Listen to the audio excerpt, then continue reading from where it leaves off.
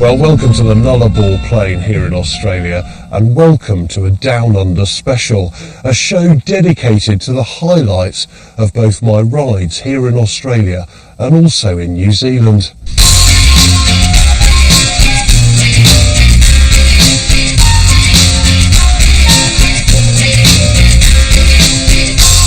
In my years of riding motorcycles around the world, if there were two countries that have truly captivated me, it has to be Australia and New Zealand.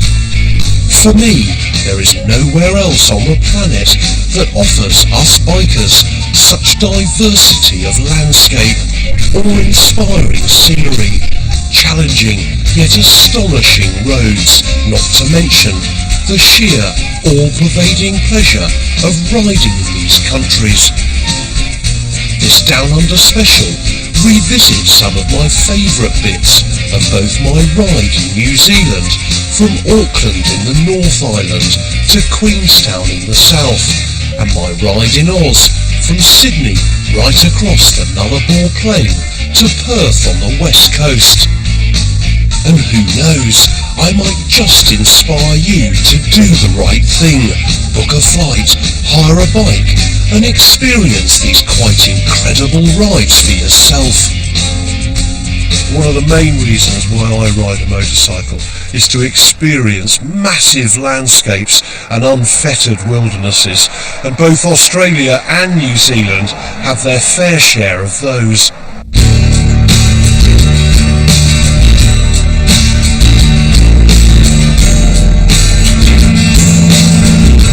If you want solitude, true wilderness and arrow straight roads with never-ending horizons, best to start right here on the Nullarbor Plain in Australia.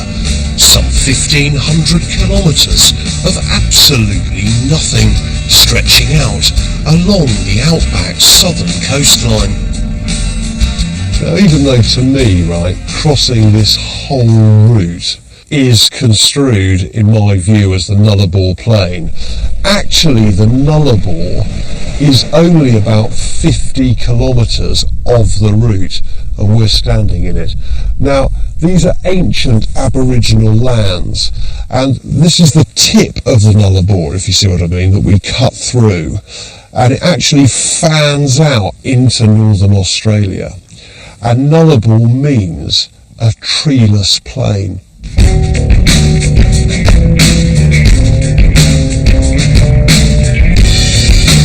The Nullarbor Plain stretches out above me to the north to cover some 200,000 square kilometres, reaching right up into the interior of Australia. The explorer John Eyre, when confronted by it, described the Nullarbor as a hideous anomaly, a blot on the face of nature, the sort of place one gets into in bad dreams. And on first impressions he was right. Cold, windswept and completely barren, but that's what made it for me such an absolute treat.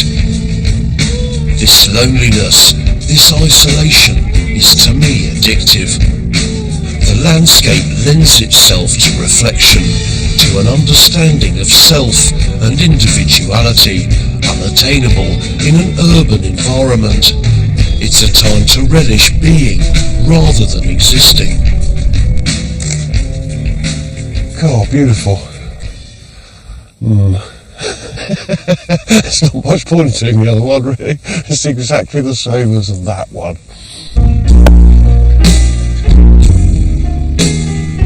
When riding the Nullarbor, your only link with civilization are the roadhouses. Some 300 kilometres apart, these roadhouses offer fuel, food and a bed for the night. But they are home to some wonderful characters, like Bruce, the owner of the Mundrabilla Roadhouse, halfway across the Nullarbor. What Bruce hasn't seen trying to cross the Nullarbor ain't worth seeing. I've seen quite a lot of loonies on the road. Yeah, like people who are bicycling it. Is that a normal thing? There'd be someone bicycling across here every day. Near them. Really? Yeah. And pushing wheelie bins, and on rollerblades, and pushing dirty old washing machines with wheels on the bottom. What? Washing machines? Dirty old washing machine. That's all he ended up with out of his marriage, old boy was telling me. Bunged a set of wheels on it, put his goodies inside, and away he goes. And he whistled past here. Well, not whistled past, just sort of rumbled past, I guess. Just about every lunatic God shoveled guts into rumbles past.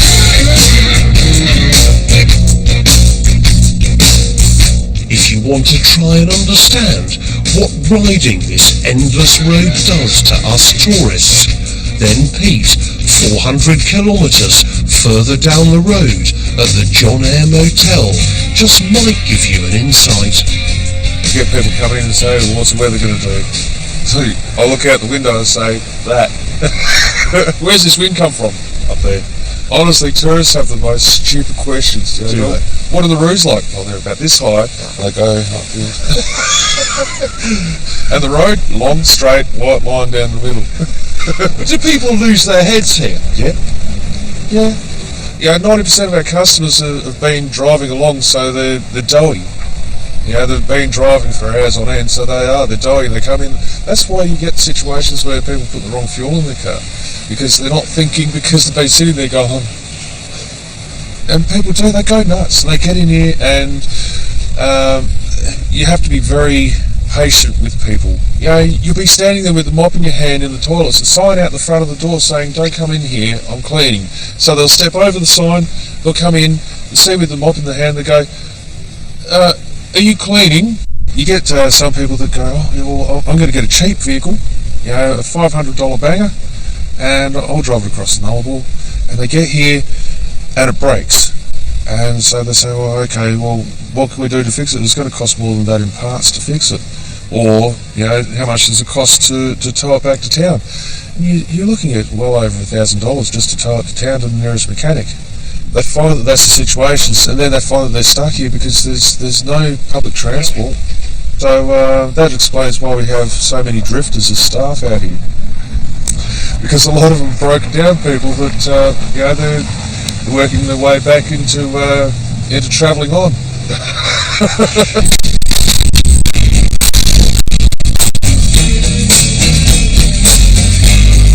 Fatigue may be one thing to watch out for riding here, but other dangers are much more furry.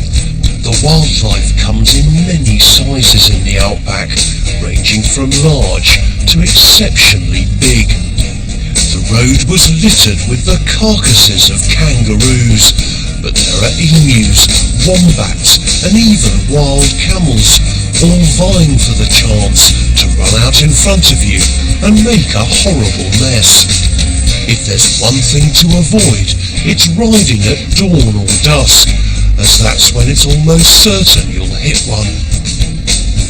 Fortunately, one roadkill I didn't encounter was a wild camel, but as I neared the end of my ride to Perth at a place called Coolgardie, I popped in to see a fella called Noel, who was the proud owner of a few of these majestic animals that were brought into Australia by the British settlers along with their Afghan handlers in the late 19th century to haul heavy loads in the gold rush before the advent of the railroad. Camels were the lifeblood of this place, really. Basically, they kickstart the state of Western Australia. So where do they come from? Pakistan, Afghanistan and northern India were the areas they got them from. And they got a big powerful pack camel like Hombre here. They got a sort of a light riding camel, a bit like Bintar over there, and a real sort of short, thick-set, sort of solid camel. These guys were used for carrying the fairly heavy loads, the light riding camels for individuals to cruise around on, and the short, thick-set, solid camels and big powerful animals for pulling the fairly heavy wagons and drays and digging dams and things like that. So they would bring in the goods a little bit like you get someone for a tug-of-war competition. You don't get sort of some very 65 kilo person like me to as be an anchor man. Apparently you take a war competition. You want someone who's got 150 kilos, solid, yes, a rugby player or something, anchorman on a tug of war. But you don't send him to the shop quickly for a loaf of bread. You send the 60 kilo dude. He can do the running quickly, okay? So the appropriate type of people are used in an appropriate type of environment. The same with the camels, okay? Okay, so they came in, right? They were brought in by the settlers, and Afghans and that kind of stuff were the people who actually came with them, and that was the key, right? That's right. The camels basically were able to be surviving and using very well in the country because of the fact that they were environmentally suitable for the country, and the fact that there was expertise on how to handle them and use them. Right. The Afghans, as they mostly were called, they understood the camel and they knew how to work in the arid environments, so the whole thing worked well. In Australia, if we say hello to a bloke, we'll sort of from wherever we usually shake hands and say g'day, how you going? If we're in Japan, we might greet by bowing or whatever. Different people greet with different gestures. The camel greets like this. The idea is you blow very gently in their nose. They see who you are, what you've been eating, and what mood you're in. It's a bit like g'day, how you going? Where's the nearest pub or burger bar? So how many of these are there in the wild here? No one really knows exactly, but they estimate over 500,000 running wild in Australia. Some say many more. It's the only country in the world where they're running in the wild. Only the biggest and the best and the strongest mating, so it keeps a good breed in the camels. So we've actually got some of the best quality camels in the world today. 500,000 of them yes. here? In the early days there was about 15,000 actually working in the inland areas. When they become obsolete from the 1920s and early 30s, a lot of them got shot from the surrounding areas. They were let go, but most of them, the rest of them went inland and been breeding up ever since.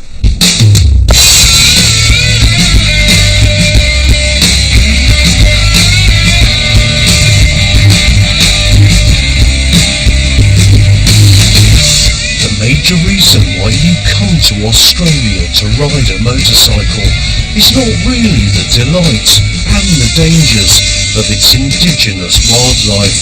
It's to be a part of the phenomenal landscape. Only about 100 miles from Knowles Camel Farm was this huge expanse of salt flats that was truly astonishing to behold.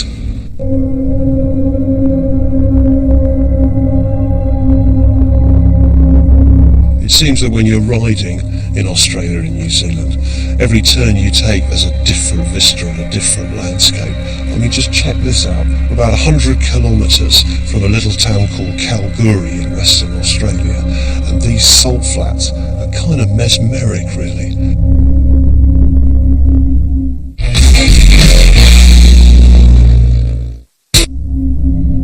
Right at the end of my ride on the Nullarbor, this huge expanse of salt was astonishing to witness.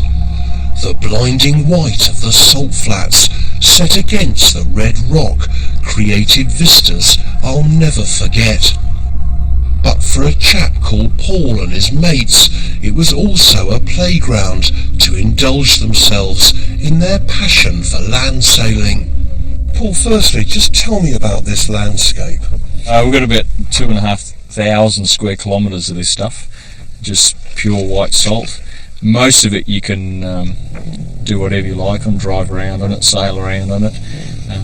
I've been here 30 years and I pretty much know where all the bogs are now. The only bogs I don't know about are the ones that I land in. Now tell me about the fine art of land sailing. It's pretty straightforward. You lay down, you just let the wind do all the work. Take you wherever you want to go? Almost. Yeah. You can't go straight into the wind and you can't go straight downwind, just like sailing anything on water. I mean, today's like only a couple of knots and we're barely moving out there, but we have days out here where you basically you can't hardly stand out here because the wind is so strong. It's a bizarre landscape out here.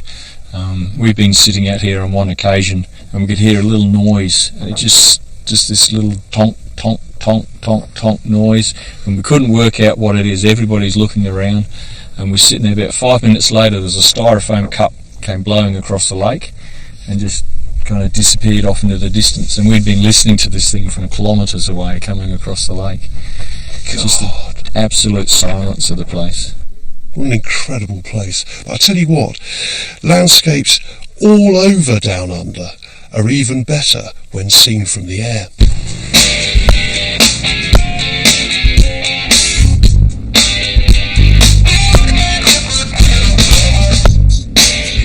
Zealand, my little Harley 48 took me to a place called Whakatane on the northeast coast of the North Island, where I was going to catch a ride with Ross on his helicopter to one of New Zealand's true natural wonders, known as the volcanic White Island. Right, let's get in a helicopter and go and have some fun, eh? Ross? Come on, mate. That's a pilot here. Look, you're supposed to be in there, man. Let's get in. So we're on the way for the quick hop to the White Island. Just the minute you're up here, okay? Check this place out, man. This has got to be paradise, right? This first one is Whale Island. Okay. The one on the horizon Yep. is White Island. Whale Island here is an extinct volcano. Since about the mid-1980s, it's actually been used as a sanctuary for kiwi. We've got about 28 kiwi birds on here at the moment. As helicopter rides go, this one is very special, and as we get closer to the volcano, the views are simply breathtaking. You know, I can't help thinking, alright, you know, when I do this job, how lucky am I to be actually doing this? I mean, it's just such a privilege. Look at that volcano. Man, it's brilliant, eh? The volcano was known by the Maoris as the Dramatic Island, and from up here you can see why. The island itself is only about 2 kilometres in diameter, but it actually goes down to the sea floor for some 1.5 kilometres. Coming into land, it looks like I've flown to the moon. It's quite simply blown my mind, this. I mean, how many times in your life do you land on an active volcano, huh? Wow. Down on terra firma, the volcano leaves one speechless. Armed with a hard hat and a gas mask to protect us from the billowing sulphur fumes, Ross and I venture in. This is an unbelievable place, right? Ross was just saying when it rains here, because of the acid rain, it kind of burns you, you know? I mean, it's a really hostile environment, but my God, how beautiful is it?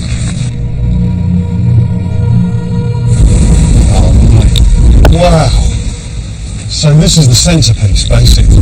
This is it. This is the heart of the volcano. How hot is that in there? The water sits around about 60 to 65 degrees Celsius. It's a nice warm foot spa for you. Yeah. But the acidic level's the one that gets you. Quite often it'll be more acidic than sulfuric acid. What, so you can throw someone in there and they just disintegrate? Yeah, they would. Would they Salty really? bones, a whole lot. This place, I can't really describe it. You've got to come here to experience it. But it is like living on another planet. I mean, that's the only way I can describe it, Ross. It is out of this world. It's out of this world.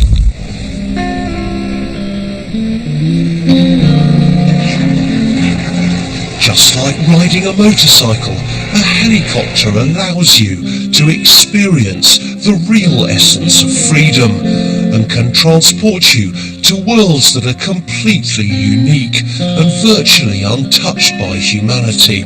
Another perfect example, but a whole lot colder, was my ride up onto the Fox Glacier, one of New Zealand's most famous attractions, halfway down the west coast of the South Island.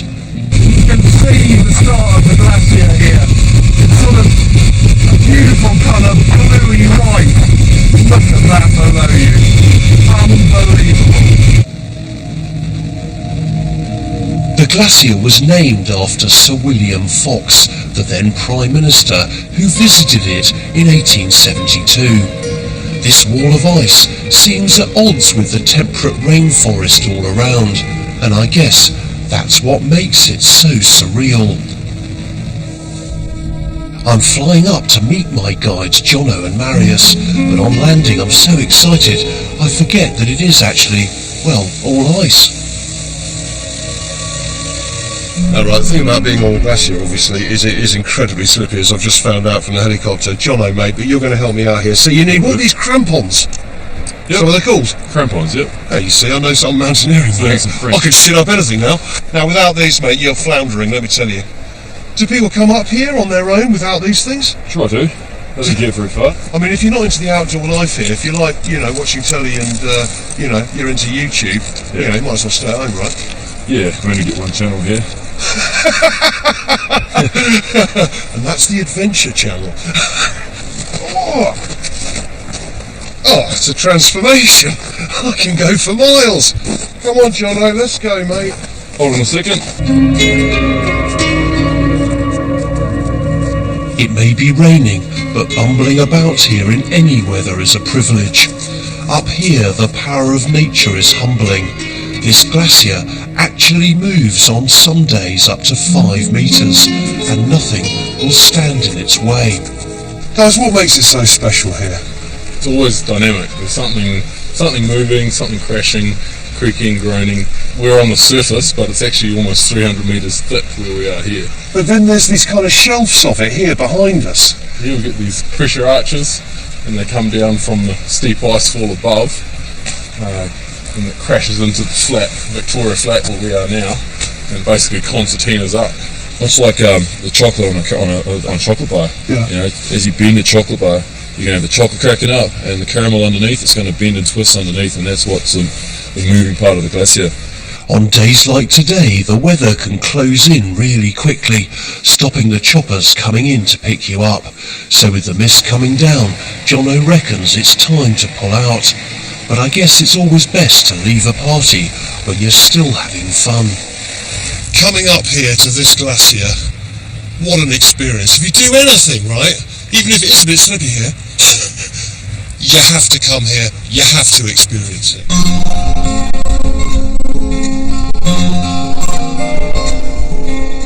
Now when you're riding down under, everywhere you turn there's vistas like this. But as always, it's not the roads, it's not the scenery that makes epic rides, it's the people you meet along the way. A great example of this was on my arrival by ferry to New Zealand's South Island from Wellington at a place called Picton, where I was to receive a welcome that I will surely remember forever. That's incredible, isn't it? Huh? Hamish says, well, just a couple of people to meet you off the ferry. Have a look. This is the Ulysses Bike Club, who are going to accompany me on the 70-mile ride west to Nelson. Lovely. Kindred spirits, wherever you go in the world, if you ride a bike. Their motto is grow old disgracefully, and it looks like they're doing just that. Something tells me we're going to be in for a right laugh.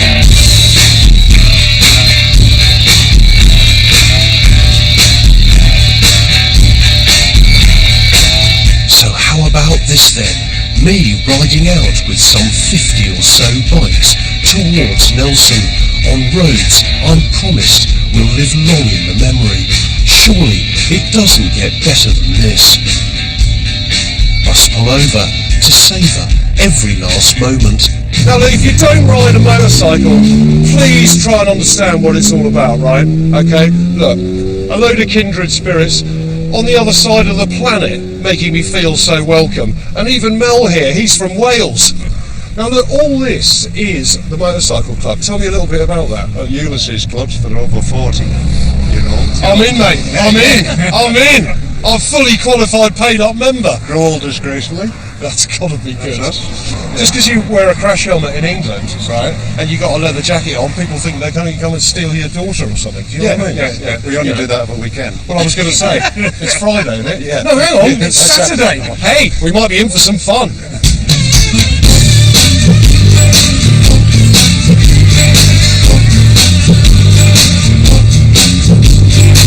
I think I'm getting the idea of what biking is all about here in New Zealand. This club alone has some 260 active members, all over 40 years old. The club seems to underline how riding bikes here is perceived. A totally inclusive hobby, welcoming people from all walks of life, age and gender. It seems at last I've found a country where motorcycling is not seen as a subculture or something to fear, but as a passion to be celebrated and cherished.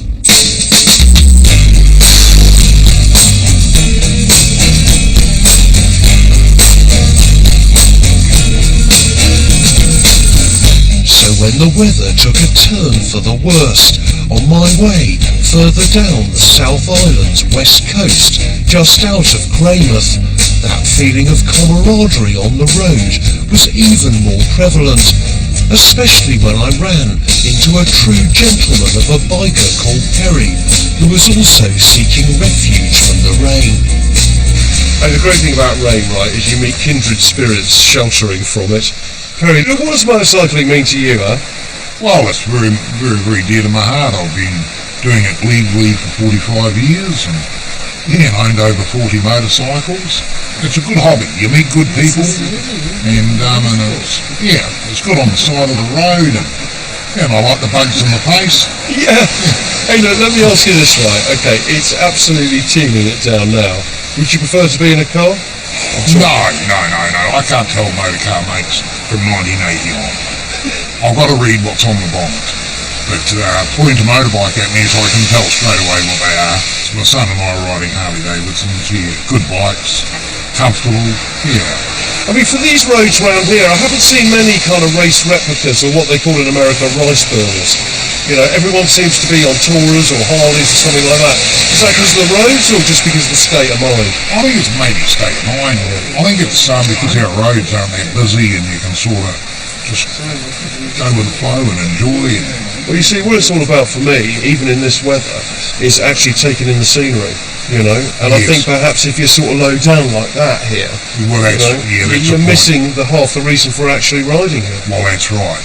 And they tell me there's no such thing as an old bald biker. There's only old bikers. The bald ones are dead.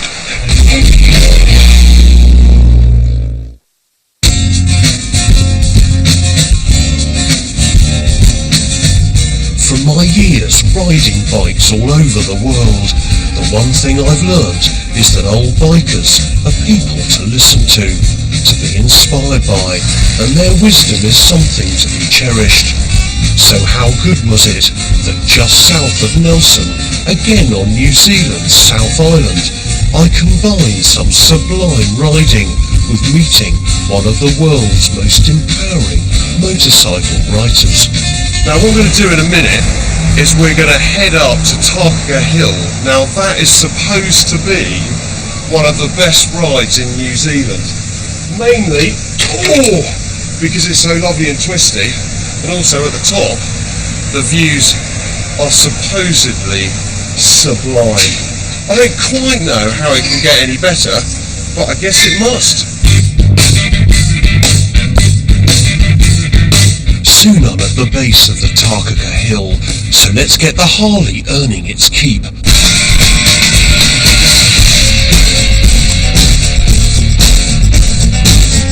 The hill rises some 794 metres, with virtually no straight bits at all. You're constantly cranking the bike over, grounding the pegs out on every bend. For an urban cruiser, the Harley handles it brilliantly. No weaves, no bother, just great fun. What a superb laugh the hill is. Wow, on top of the world, hey? The views just get better and better. Well, this is the top of the hill. Now here, I've come up to the top not only to enjoy the views, but also to meet a legend.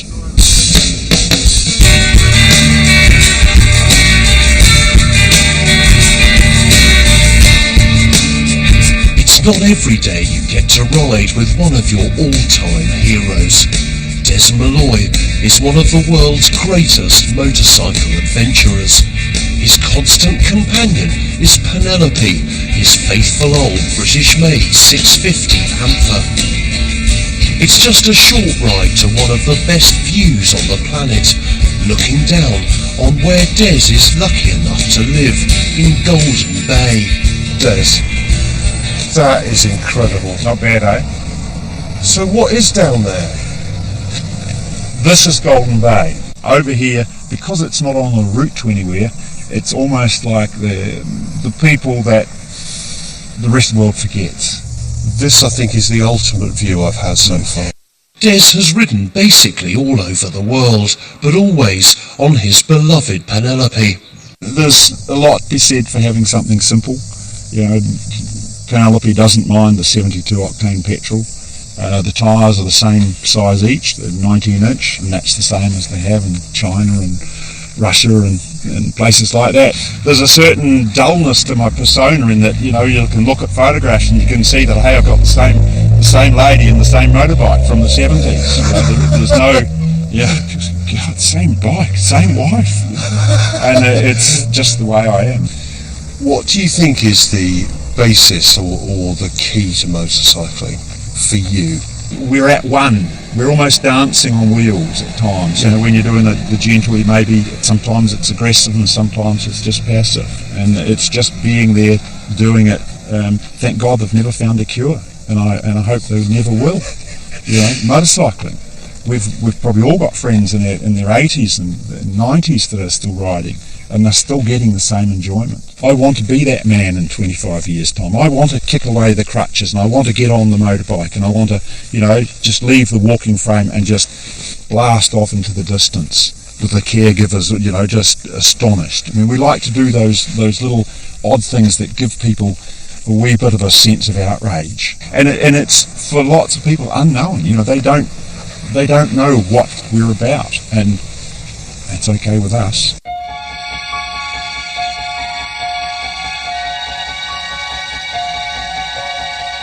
For me, in a motorcycle, one of the most incredible things is riding in remote areas.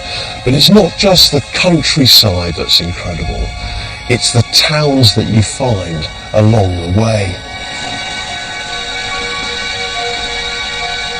One of those remote towns was Invercargill, on the southernmost tip of New Zealand's South Island, a town with an incredible place in motorcycling folklore.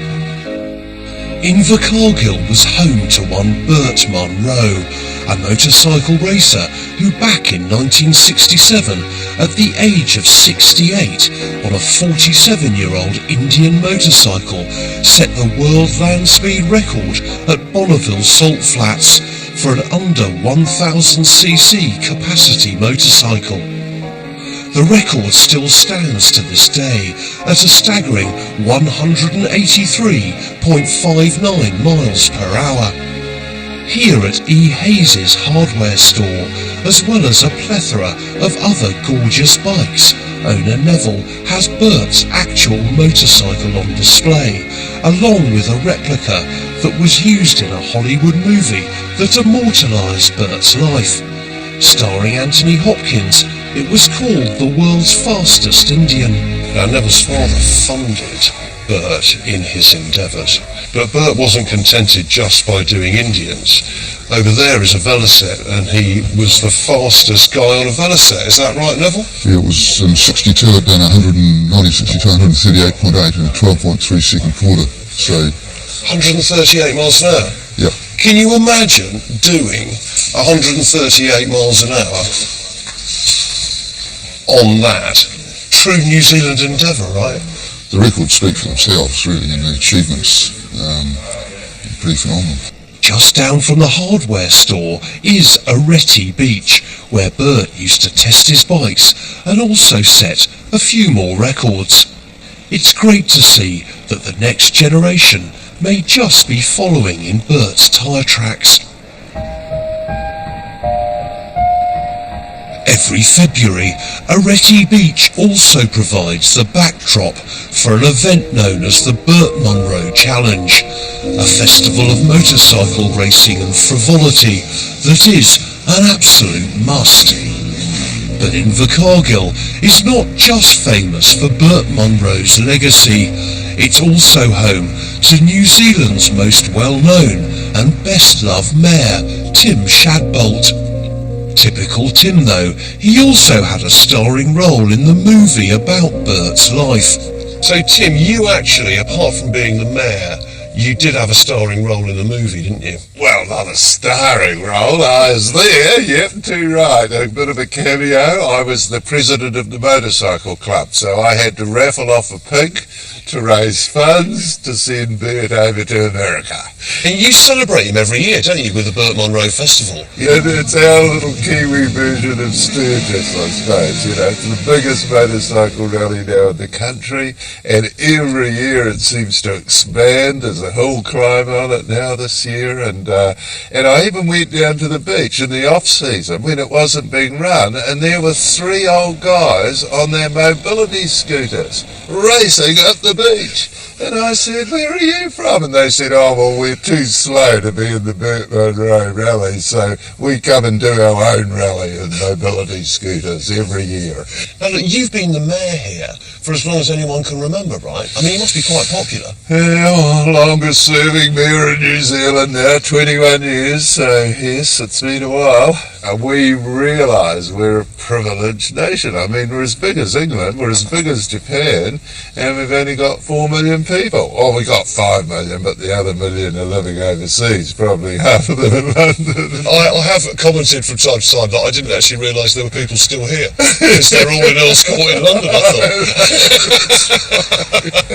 How do you think you would sum up this country? The most beautiful country in the world. I agree with you. So lucky, just blessed to be here. And I like being down here too, next to the South Pole. We're of no military or strategic significance, and generally speaking, I think people like New Zealanders. We're not a threat to anyone. Apart from on the rugby pitch. Exactly. Oh, they're a threat to everyone.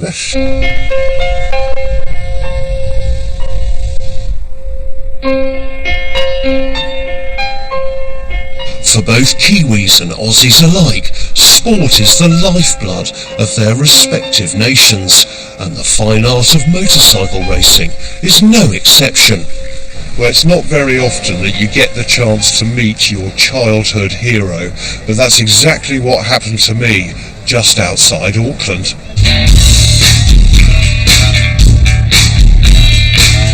In the late 70s, Graham Crosby won everything. To me, he's always been an icon, and his pad 50 miles north of Auckland ain't that bad either. Oh, what a lovely place. It's not bad, is it? Is it paradise? It seems it. I don't want to tell anybody about it at all. Don't you? No, so we just keep a little secret there. You probably shouldn't be on TV though, mate, really.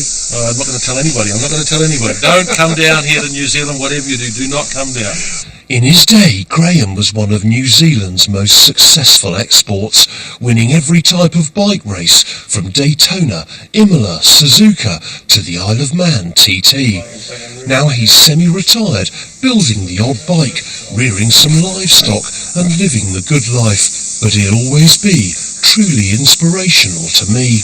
Would you call this a man shed? Well, somebody's got to, put all your toys and all that sort of stuff in a place. No, I know, mate, but I mean, there's sheds and sheds. This is a mansion. I've got to tell you, mate, okay, even back in the late 70s, I saw you at Donington. You kind of weren't going to win that race, but you stuck it on one wheel, down straight, every time, and the crowd went mental. They didn't care who won. It was, I think that at that time the crowd just wanted to have somebody different out there than the Barry Sheens and the Dave Potters and all that just circulating. They wanted somebody with a little bit more pizzazz. I think probably the last kind of sort of bastion of that was kind of Barry Sheen, you kind of James Hunt for cars, you weren't quite sure whether they might have been had quite a big night the night before. They went out and they won.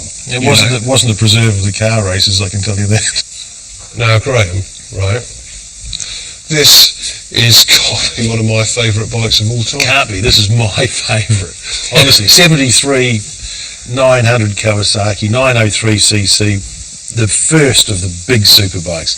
As I come out of school, I was always involved with Kawasaki's. I was an apprentice motorcycle mechanic in a Kawasaki shop, and I ended up racing Kawasaki bike, the H2s, the old 3-cylinder, 2-strokes and triples. Yeah. And then we got onto these ones for the long distance races, and I'd ride one of these by myself for 6 hours with taking time out for a pee, I might add. Well, you did 6 hours on your own. You didn't have a friend to do it with, obviously. No, just on my own. And you had a pee halfway through the race and won it? Yep, still won it, yeah. Great. This formed the basis of the bike that I took to Europe. So I'd have seen you probably at Donington with basically that. That's exactly. Sit up and beg bars. Yep. The whole 9 yards. Yep. But you're building them now, aren't Yep. you? Building them from scratch. Basically, we take the bare ass bones of it, I suppose, just the chassis and the engine, and then we just dissect the engine and rebuild it all back to as good as possible, and then renovate the whole chassis, and away we go. So you're building these an amount a year for people to buy? Yeah, if I work on a business plan that's about 10 years, and I can do probably in and around 10 bikes per year, made up of either the standard Z1 and then the super bikes, which are the more the Moriwaki style bikes, or the Aussie super bikes that we used to have back in the early 70s. If I can create probably around that 10, it's about 100 bikes in total, and that's about all. So at the end of the 10 years, I'll stop, and that's it.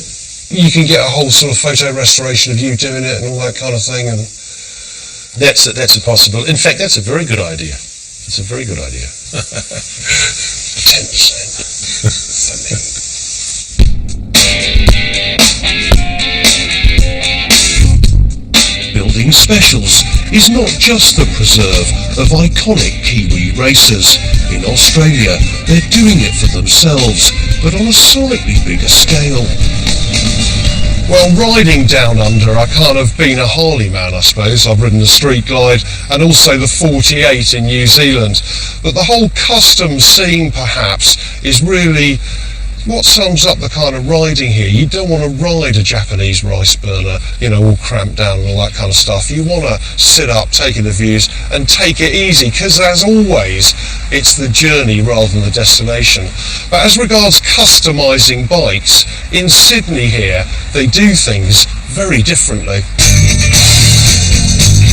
In a suburb called Camperdown is one of the most famous chop shops down under. The shop goes by the name of Deus Ex Machina. The brainchild of Dare Jennings, the founder of the surf-inspired clothing brand Mambo. Not only is it home to some seriously radical rides, Deus mixes bespoke bikes with a cutting-edge clothing and lifestyle brand. Through my other business, I had to go to Japan a lot, and I used to see what I thought was really interesting, which was young guys referencing vintage stuff, but in a very contemporary sort of way. They were mainly working with Yamaha SR 500s, Harleys as well, but there's a really great energy to it. I said, if we could take that idea and bring it to Australia, I think it could be good.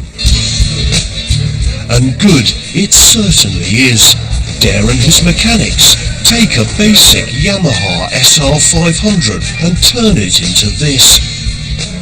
These flat trackers and handcrafted minimalist calf racers are works of art, as well as bikes that are built to ride. They imbue an era of simplicity and a mantra that rejects the complexity of modern technology. With the Deus, you're saying farewell to computer-controlled diagnostics and a welcome return to the faithful old socket set.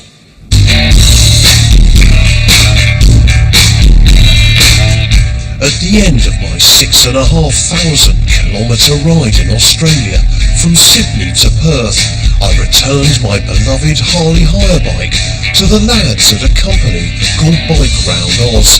It was a great opportunity to get the lowdown on what's on offer if you too want to hit the road down under. So hopefully over the last hour or so, I've actually shown you some of the highlights of my rides down under. Now if you think it's difficult to come here and difficult to ride, you'd be very much mistaken. Now Dries here looks after New Zealand on hiring bikes, and Mark looks after Oz. What they don't know about sorting it out ain't worth knowing. In Oz, what are the most favourite routes that people do perhaps? I'd say the East Coast is obviously a very popular one, so from Melbourne or Sydney up the East Coast. On the West Coast, they often go around the southwest because you've got the huge trees, the Karri forests. Once again, some of the best beaches in Australia, down in southwest Australia, wine regions down there, and then going a little bit further north, the outback, with all the outback big gorges and great coastlines. Those are probably the most popular trips, those most popular areas. There's motorcycle rentals in every major city basically, complete range of bikes, everything from the Harleys through to the BMWs, smaller bikes, even off-road stuff, so certainly we can rent a lot. And Dries, in New Zealand, I mean, I rode all the way down from Auckland down to Queenstown. What are the popular routes there? Look, we tend to find that people either come for a week or they come for 2 weeks or 3 weeks in New Zealand. If you've got a week, go to the South Island. South Island is absolutely fantastic. If you've got 2 weeks, a very popular ride is Auckland to Christchurch via the best bits of the North Island and covering the South Island. If you've got 3 weeks, you can go around the entire New Zealand without a problem. And look, I mean, the roads out there, as you've seen, is spectacular. There's hardly a straight bit of road on the entire island. So wherever you go, you tend to find beautiful roads. We tend to find that people enjoy the South Island a little bit more. The roads are quieter, the population density is lower than on the North Island, so people tend to really enjoy the riding out there. We want to make sure that people, when they're spending their money with us, they get the best trip that they can. So we provide advice in terms of accommodation, the best routes, the best places to go. It's a whole package. It's not just hand over a set of keys and off you go, mate. We really want to make sure that people enjoy their holiday when they come home with us. So look, right, okay, if you're just still sitting on your sofa wondering how I'm going to do it, well, you don't have to wonder, mate, because it's all done.